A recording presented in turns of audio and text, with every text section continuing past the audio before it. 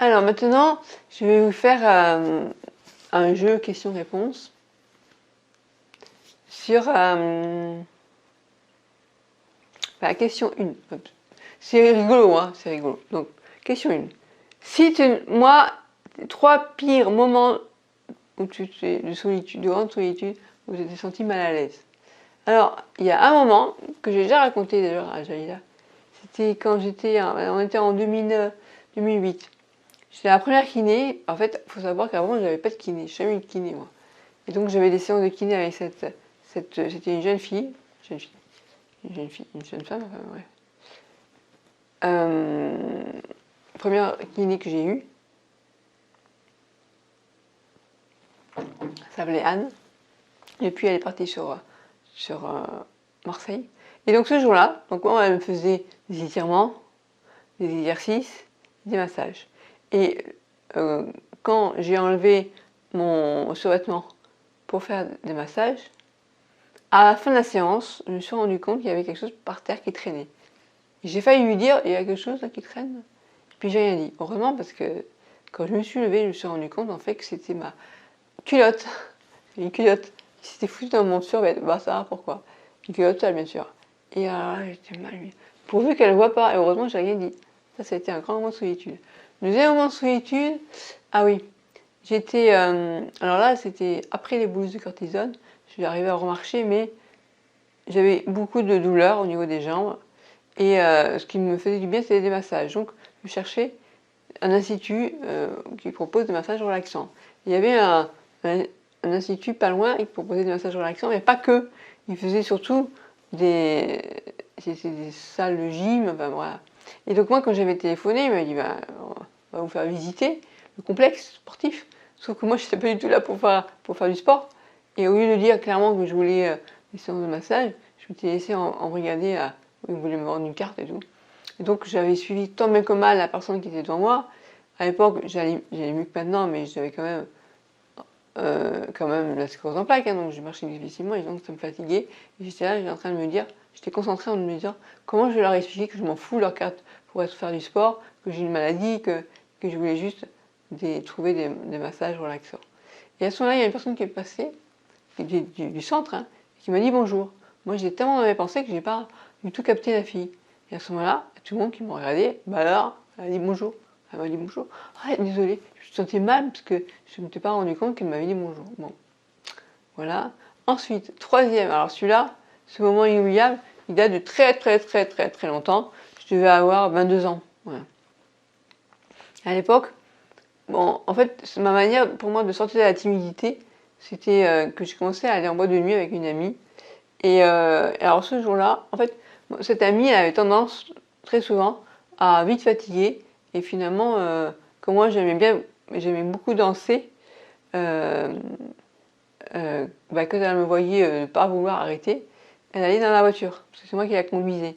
Donc elle se mettait derrière dans la voiture, donc elle s'allongeait et voilà, elle m'attendait. Et ce jour-là, je me souviens, c'est un gars que je voyais à chaque fois, parce qu'en fait j'allais toujours au même endroit, au Mochico à Montpellier. Enfin, j'allais à d'autres endroits, mais à ce jour-là, il y avait un gars qui était là, qui était un habitué, on va dire. Il faisait un peu VIP, enfin VIP, VRP, je veux dire. Il est toujours habillé en costard cravate, enfin le mec il s'est joué un peu. Et puis ce jour-là, on est sortis ensemble et il m'a accompagné à la voiture. Je devais rentrer. Donc j'étais devant avec lui. Puis à ce moment-là, donc on s'est dit au revoir, on s'est embrassés. Et la copine, après, quand lui il est parti, elle était morte de rire. J'entendais bien qu'elle nous entendait. Et quand elle a levé la tête, elle me dit vous faisiez quoi? Quoi, on s'est embrassés, il faut me dire au revoir. C'est un bruit bizarre, parce que le gars il embrassait tellement mal, en fait. Et là j'ai eu la honte de ma vie, même si c'était une bonne copine. Parce qu'en fait il faisait des smacks quand il embrassait. Alors ça faisait du bruit, ça faisait du style, comment je pourrais faire? Je me retourne parce que je vais pas oser vous le faire. Ça faisait un peu ça quoi. Et alors elle a été morte de rire, j'ai dit arrête de rigoler, c'est pas marrant. Voilà, ça c'était un grand moment de malaise aussi. Voilà. Alors ensuite, deuxième question, est-ce que je suis jalouse? Alors ouais, je peux l'être, mais je peux aussi, comment dire, ce que je supporte pas en fait, c'est que je peux partager en fait. J'accepte de partager, l'attention à quelqu'un, comment dire, quand j'aime quelqu'un, si l'attention il la porte pas sur moi mais sur quelqu'un d'autre, je suis jalouse. Si par contre il me porte de l'attention et qu'il porte aussi l'attention à quelqu'un d'autre, je peux accepter plus facilement. Mais ce que je supporte pas, c'est que d'être avec quelqu'un et que toute l'attention soit portée sur quelqu'un d'autre et qui me parle que d'elle, que de cette personne-là. Ça me j'aime pas. Ouais. Alors, ah oui, en amour, du coup, peux-tu aller? Du coup, qu'est-ce que tu ferais par amour? Je pense que par amour, si je suis vraiment très accro, je peux aller très loin. Ouais. Je vous dirai pas ce que j'ai déjà fait. Non, je dirai pas ce que j'ai déjà fait. Ouais, je peux aller très loin, je pense. Mais bon, comme je suis rarement accro, quand je le suis, je le sais. Comment faire? Ouais. Comment faire pour te mettre en colère? Oh, oh. Waouh, il y a colère et colère, hein. Il y a des petites colères qui sont pas très graves, et des colères plus. Comment faire? Ben, tu me dis un truc comment dire? Bon, il y a plein de choses qui peuvent me mettre en colère finalement, mais ça reste pas très longtemps. La question la pire qu'un mec t'ait déjà posée. Tu veux bien sortir avec moi? Alors ça c'est un truc qui m'énervait. Je dis putain, mais t'as des couilles ou pas? Alors vas-y, essaye et puis tu verras bien. C'est pas une question qu'on pose. Après, un moment mémorable. Ah oui, il y en a un. Pareil, là j'avais dans les 22-23 ans, à l'époque encore où j'allais en boîte de nuit, c'était ma manière de me les argonder, on va dire. Et ce jour-là, alors là c'était en boîte La Tipouilla à Montpellier. Ils faisaient des soirées mousses. J'ai vraiment bien profité pendant 3 ans, et tant mieux parce qu'après la foudre en plaque, possible. Et voilà, et ce jour-là, il y avait un gars qui m'avait dragué, puis il était parti. Et entre-temps, un autre gars est venu. Il est reparti. Bref, il y avait 2 gars sur moi, quoi. Il n'y en avait qu'un qui m'avait embrassé, pas le premier. Mais le premier m'intéressait plus, je trouvais mieux. Enfin, bref. Et le premier est revenu. Quand il est revenu, comme l'autre était parti, bon, bah, il est venu. Et en fait, à ce moment-là, j'ai rien compris.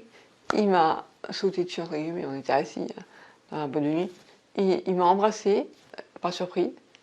Et il m'a fait un tel baiser que j'étais comme ça. Et après, le gars, il est revenu. Ouais, si tu veux, t'as tout une boîte, si tu veux. Bref, il m'a pris pour une grosse salope. Alors que pas du tout, j'étais super timide. Mais, et là, ça a été mémorable. Parce que ce gars, il m'a scotché, quoi. Je m'attendais pas. Après, il est parti, je l'ai plus jamais revu. C'est bizarre. Ça, en mode de nuit, c'est souvent ce qui se passe. Alors, dernière question. Quel talent aurais-tu voulu avoir? Ah, j'aurais beaucoup aimé savoir chanter. Enfin, savoir chanter. Avoir une voix. Parce que j'ai pas de voix. Enfin, j'ai pas de voix. Ouais, j'ai pas une voix qui porte, en fait. Ça, j'aurais bien aimé. Ouais. Avoir des talents de chanteur. Après, j'aurais bien aimé pouvoir avoir un. Comment dire? Ouais, non, c'est bien. C'est ma réponse. Voilà. Si vous avez des questions à me poser, si vous avez envie de me poser des questions, allez-y. Ça va être marrant. Ok? Allez, à bientôt.